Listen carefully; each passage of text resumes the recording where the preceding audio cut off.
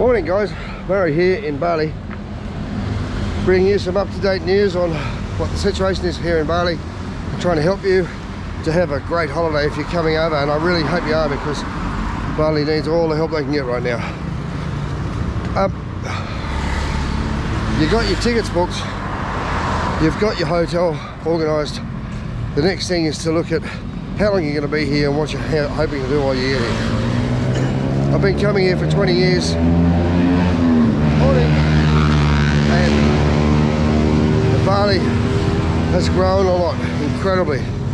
It's now a lot cleaner, but it's still got a long way to go. There are so many activities and so many tours and places to go and things to see that you can be just jam-packed. And if you want to have a kick-back, relaxing holiday, or if you want to have an action adventure packed holiday, or maybe a mixture of both, it's a good idea to understand that before you even book your hotel, because of locations, because of the travel times. Travel times in Bali can be pretty hectic, just simply because the traffic here is insane. How you get to and from your destinations can have a huge impact on how much time you've got there and how much you enjoy yourself.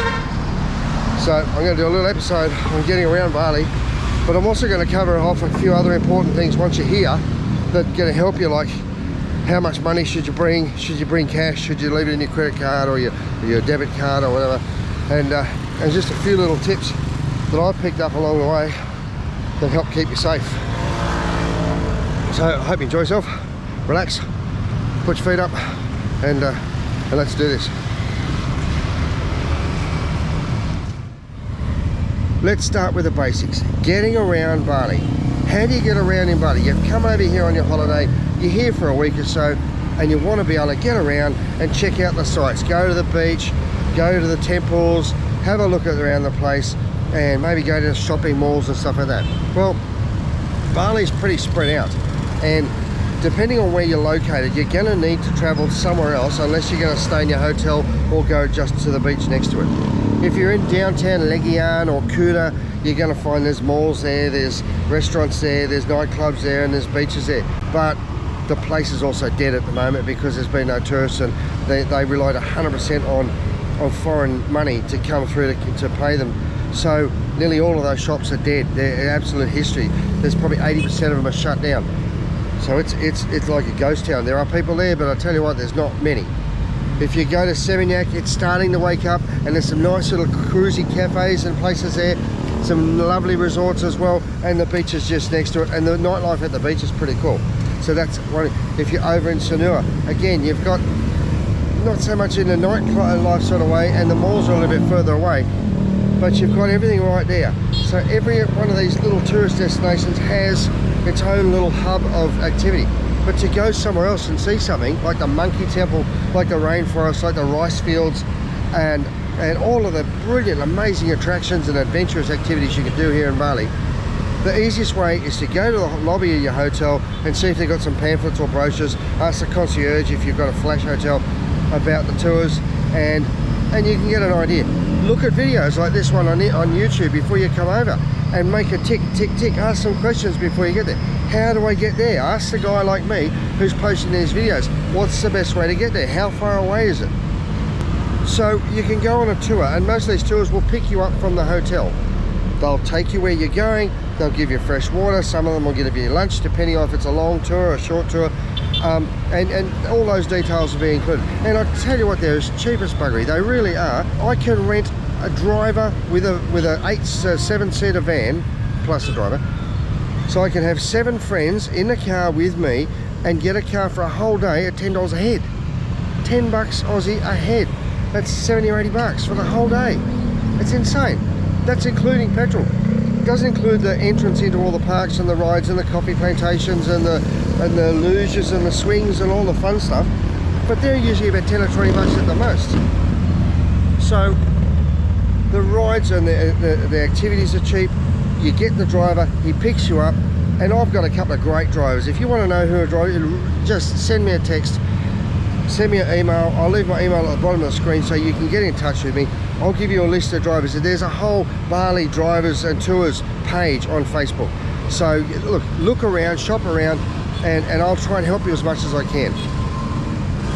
That's probably the safest and the easiest way to get around Bali. And the best thing about getting an organised tour or getting your own driver for the day is you can ask them questions, and if they speak good English and you want to know all about the local things, what's that? Oh, that's the army building, or that's the hospital, or blah blah blah. Why do they have these big monuments?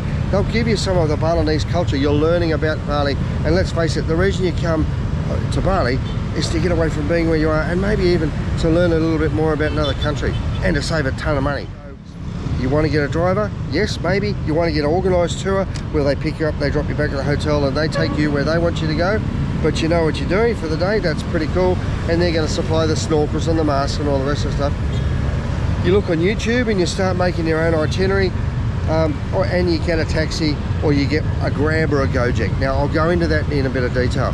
Gojek and Grab are two apps that you load onto your phone before you, well, when you get here, or before you come over, and you load them up with a prepaid card. Now basically the shortest way to explain, they're Uber with benefits. It's like Uber Eats and an Uber car, but they also have Uber bike. So a Grab or a Gojek bike, or Go Ride as they call it, is a guy in a green jacket and a green helmet pulls up on his scooter. You jump on the back, he'll give you a helmet if you haven't got one, and he'll take you anywhere you want to go. And like a kilometre or two, a couple of k's down from your hotel to the beach or wherever you want to go, it's about $1. So I'm going to do a little Grab ride or a Gojek ride and show you what it's all about, show you how easy it is, and give you a bit of an idea.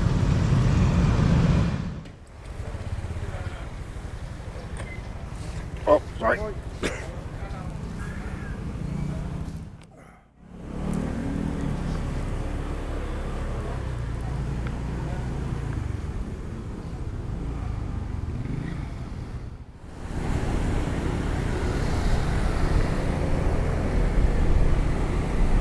And just like that, for 60 cents, I'm getting a lift home. If there's a couple of you and you're going to and from the beach, or you're traveling around a little bit, it's still sometimes a lot quicker to get two Gojeks, because they turn up quick, they can get through the traffic much faster, and it's about double the price. But you also, it's about the same price to get a car, but then you're stuck in traffic and it can be pretty slow. So it depends on the weather, it depends on how you're feeling, and if you've got a bit of adventure in there, if you like, jump on the back of a motorbike, someone else is riding. These guys are pretty good, they get you there on time, and they get you in and out of the traffic. It's a damn sight safer than trying to do it all by yourself, especially when it's busy. If you're thinking of renting a bike, I would definitely jump on a Gojek first, go do a couple of laps around the city that you're staying in first, and see how you like it, see if you think you can do it, because I tell you what, it puts the willies up me. I've been riding for 45 years, and every day I'm riding around Bali, I have close calls. So it's not safe, it is dangerous, and it's not easy. But hey, you're on holidays, it's your life, your rules, you do what you want to do. But right now, I go and get my groceries to go home.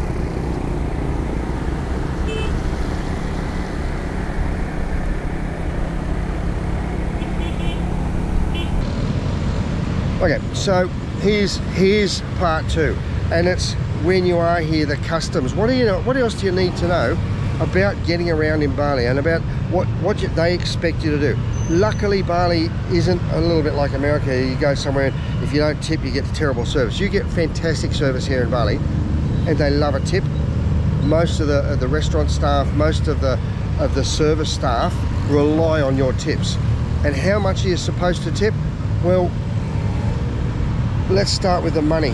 In Bali, if you want to know what that note is, take 4 zeros off the end. So if it says 100,000 rupiah, 4 zeros off, that's $10, right? So 100,000 is 10 bucks. If you ask for $100 out of the FPOS machine, it'll give you 1 million rupiah, 100 bucks. So the red note's 100,000, $10. Now that's a huge tip. 50,000, the blue note, is $5, and $5 will get you a long way. People ask me, how much money am I going to spend in a day in Bali? It depends on how much you want to spend, but honestly, $100 a day, 1 million rupiah a day, it's pretty hard to spend unless you go shopping to buy bits and pieces. And even what you're buying, unless you're going to the fancy malls, if you're just buying souvenir t-shirts, and knockoff handbags and watches and all that other trinkety hats and beer shirts and stuff, they're all cheap as anything, a couple of $3, $4, $5, whatever. So $100 actually pretty hard to spend unless you're going on activities, unless you're going diving or unless you're going on a boat trip or something.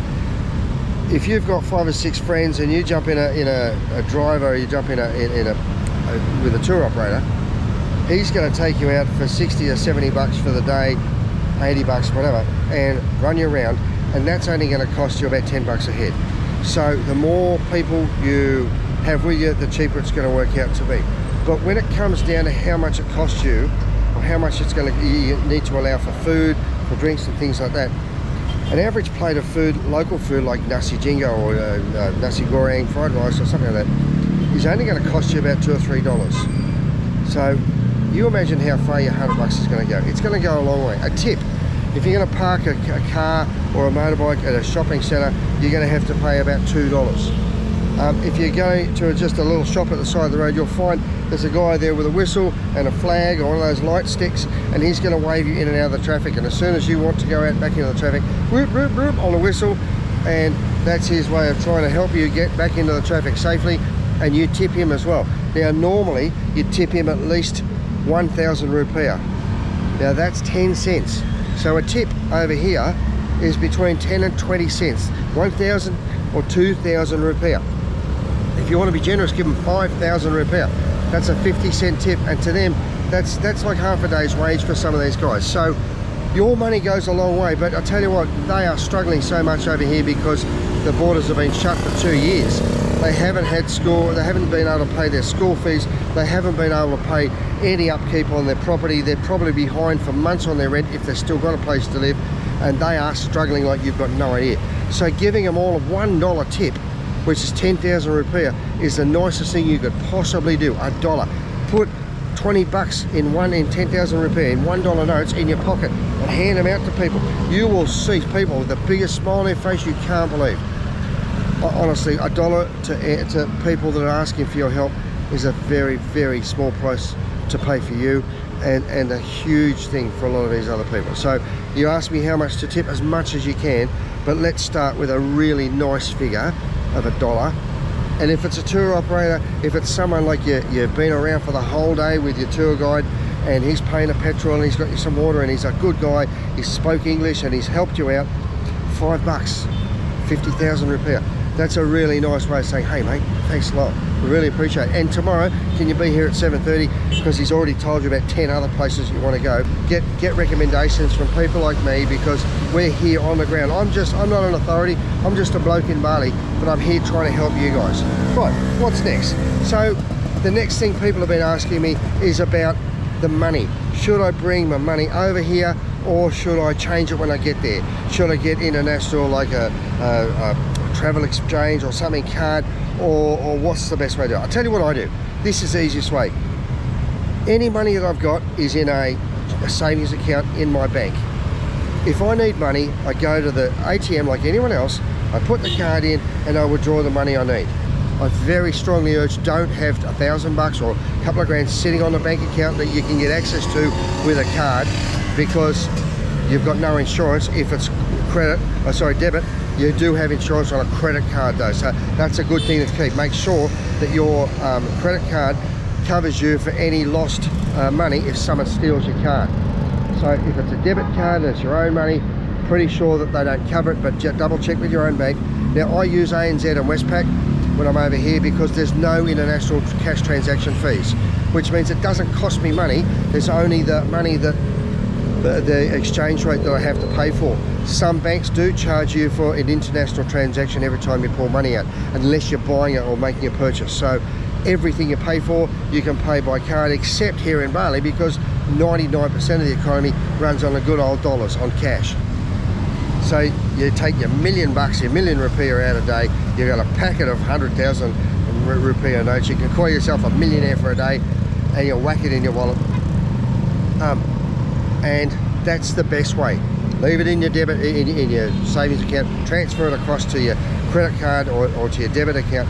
So withdraw it from the ATM and then use that cash, and always still use the Visa or the MasterCard, whatever, for your motels and for everything else, because you get lower fees and a better interest rate generally. But check with your own bank when you do it. Okay, what's next? The cash exchange places. If you've bought folding money over, you've got to be careful.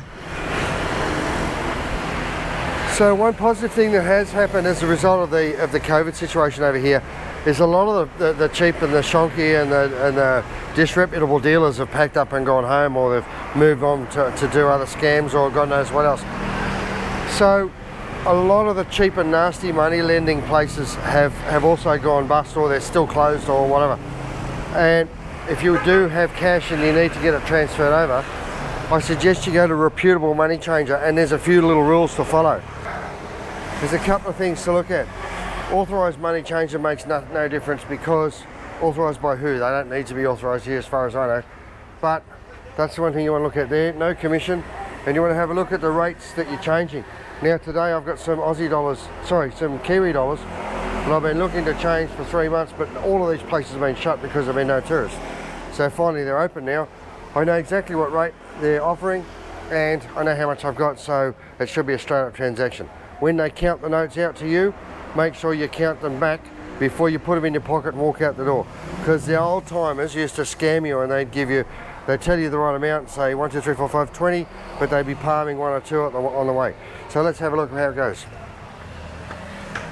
You can, thank you. 1, 2, 3, 4, 5, 6, yeah.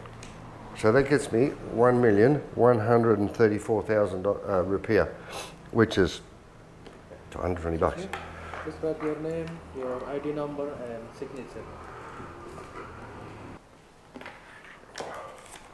1, 2, 3, 4, 5, 6, 7, 8, 9, 10, 1 million.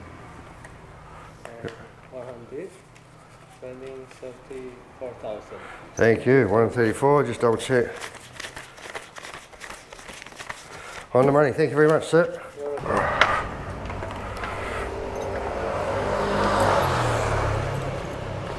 Hey, golden rule is don't walk out of there with a fistful of money, because someone's going to see that. I'll tell you what, they'll come up behind you faster than you know about it. They'll rip that out of your hand and off they go. Be very, very aware what you're doing. Your money, put it in your pocket before you come out. Put your wallet away and just walk out of there with your wits about you. Keep safe. I'll see you on the next one.